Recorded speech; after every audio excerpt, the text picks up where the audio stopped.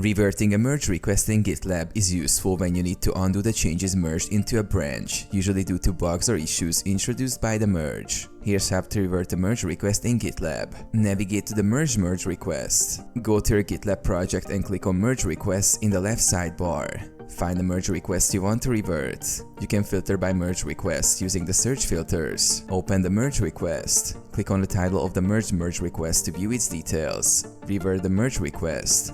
On the merge request page, look for the revert button.